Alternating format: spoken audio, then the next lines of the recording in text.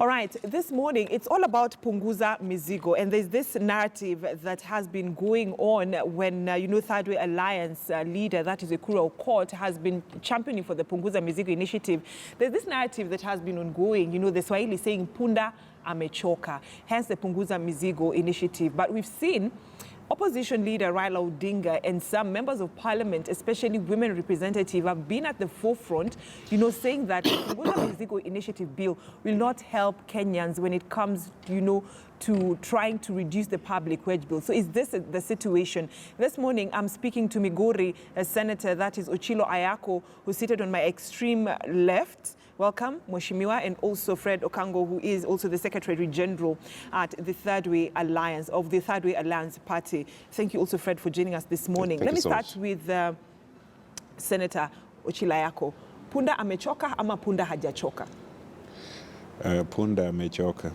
So Punda amechoka. So do you agree with the initiative of the Third Way Alliance that we need to reduce the number of representatives, and we also need to get away with the position of the deputy governor, and also on how funds, especially the CDF, which is supposed to be channeled to the ward levels, are actually channeled to the ward levels and not to members of parliament? No, I do not disagree with. I do not agree with them any inch, and my reasons are very clear. I think they have hijacked a very popular issue with Kenyans, and a very popular issue with most persons in the world. The world over, people do not want to be taxed more.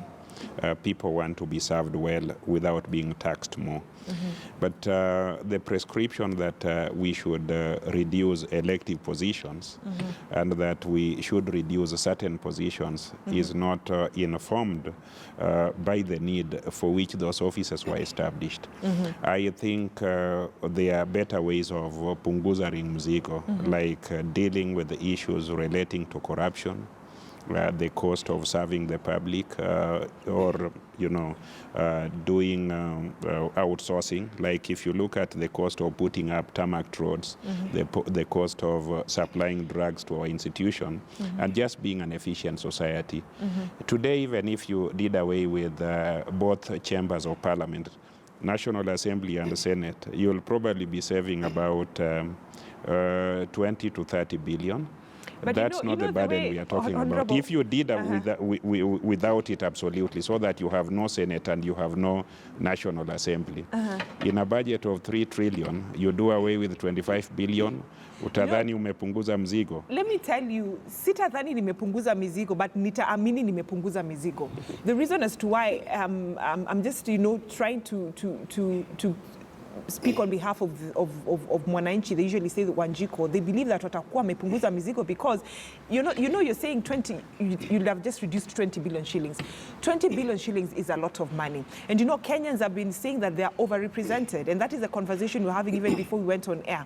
Let me give you an example. Personally, I, as a Kenyan, I have the president representing me, I have the deputy president, I have the governor, I have the deputy governor. Those are 4 people. Then I have the MCA. Within this MCA's position, I have nominated MCA. Those are 6 people. Go to the Senate, 7, National Assembly, 8. Then add their women representative. I've had other positions of nominated, members of parliament. Then go to the Senate again, we have the nominated members of the Senate. So that is why Kenyans are saying, can we just punguza this mizigo, start from there, then continue onwards? No, that is not the correct position. First, the president, the deputy president, governor, deputy governor do not represent you. They are members of the executive executing duties on your behalf. They are not your representatives. Representatives are people who are elected to articulate interests that they are elected to do, and they articulate those interests in certain institutions. Senate or senators articulate those interests on behalf of counties in the Senate. National Assembly articulate interest on behalf of general constituents and MCAs in county assemblies. Those diverse institutions were created in the spirit of devolving and dispersing power so that power was not concentrated or representation in the hands of single individuals. Remember, we are a diverse society. All right. When we talk about nominations, we realized that if we are to run our elections, it would presuppose that we are a very homogeneous society. We are not homogeneous. All right, let me bring in...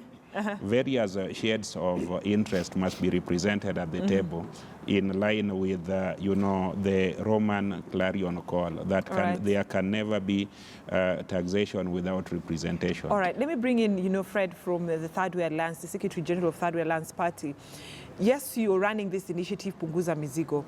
It has received, let me say, some support from a majority of Kenyans and some county assemblies, but recently you know what happened in one of the county assemblies, in the Nyanza region. In 2 of the county assemblies. Yes, and people are saying this, including, Raila Odinga, who has a wide support from Kenyans, that this will not help. And in fact, even the process on how the Third Way Alliance, started collecting the signatures, it was questionable because, there is a debate that was not involving the way the Building Bridges initiative, has been involving Kenyans getting their views. But as for Third Way Alliance, we just went, collected signatures, presented them to the IEBC and gave you the, the green light, go ahead and start, making your debates within the county assemblies. Thank you. First of all, let me agree with my good friend, Senator Ochilo, that Mizigo should be lowered. The burden should be lowered. That one we agree. Now, it is not right to say that the process that Third Way Alliance used, led by Dr. Okot, was wrong. There are only 2 ways of amending the Constitution of Kenya. You either go through a popular initiative under Article 257 that requires that the promoter, you formulate general suggestions and then convert that into a bill and go to the people and seek endorsement. And those endorsements must be at least, the threshold is at least 1 million of registered voters. That happened.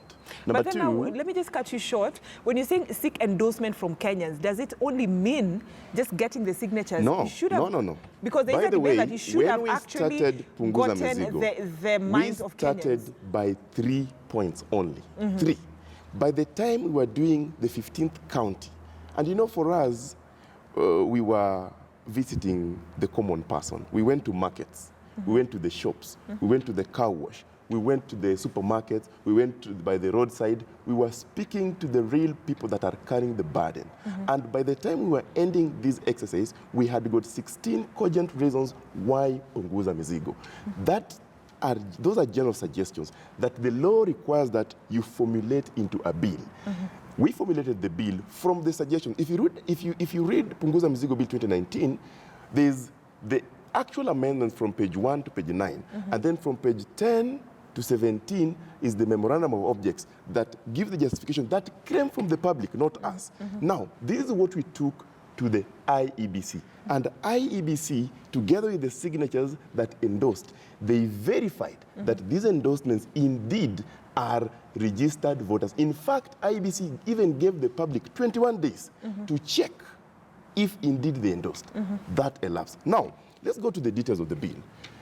The conceptual framework of Punguza Mizigo is to lower the burden and the high cost of governance that is carried by the common taxpayer.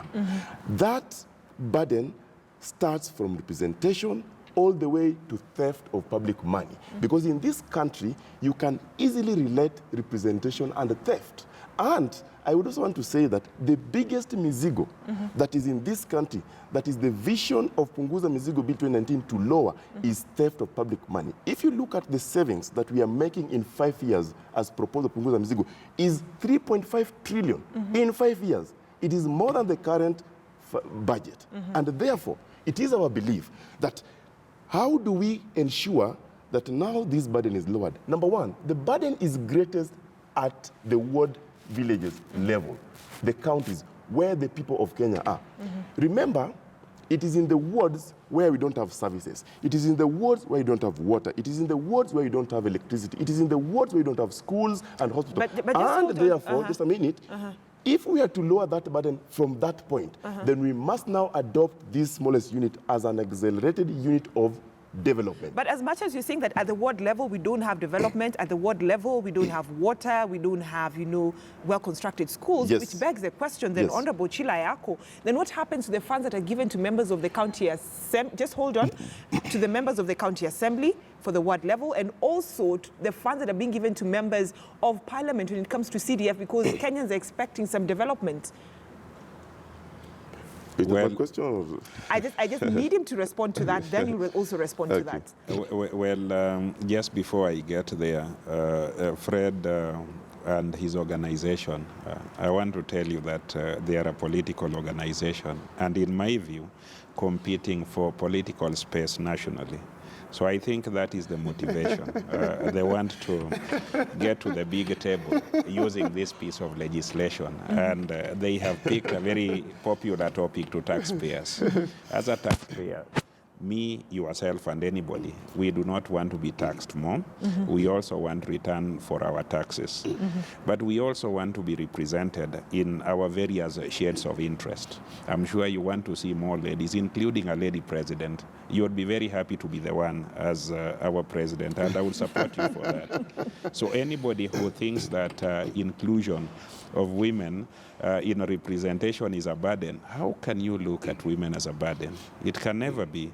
Anybody who thinks that including disabled persons, people with disability, youth, in representation as a burden, I wouldn't want that to be the narrative we are taking.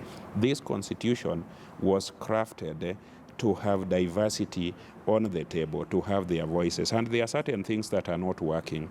The way we structured our executive gave a lot of fiat or unilateral powers to the executive to do whatever they wanted, including excluding majority of Kenyans in their diversity, ethnicity, regions. So there are certain things we need to fix.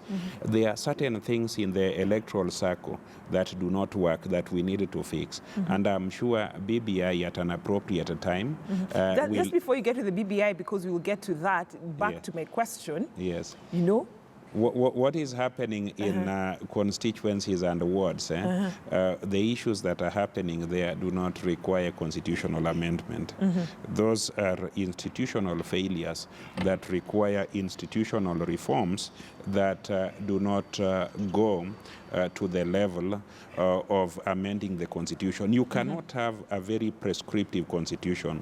A prescriptive constitution can be very difficult. So once you have set up a constitution that establishes institutions and has a constitutionalism as a mechanism of checking excesses of power, you cannot prescribe the details of how funds run in constituencies and in wards. You would have a very big constitution, and that you cannot find anywhere in the world. All right. Just hold on to your thought, Fred, because we're coming back after commercial break that we're taking right now. But when we come back, we'd like to know why the proposal to do away with the seat of the deputy governor, because as we know it right now, should anything happen to the governor, it's just mandatory that the deputy governor will take over the leadership of the county government. So there's a proposal by the Kura Court-led team with through that Punguza Mizigo Initiative Bill that the position of the deputy governor should be scrapped off. And of course, Raila Odinga says, let's wait for the BBI report so that Kenyans can support it instead of the Punguza Mizigo Initiative. We'll be talking about that later on after the short commercial break I'm taking right now here on KTN News Center, so keep it KTN News.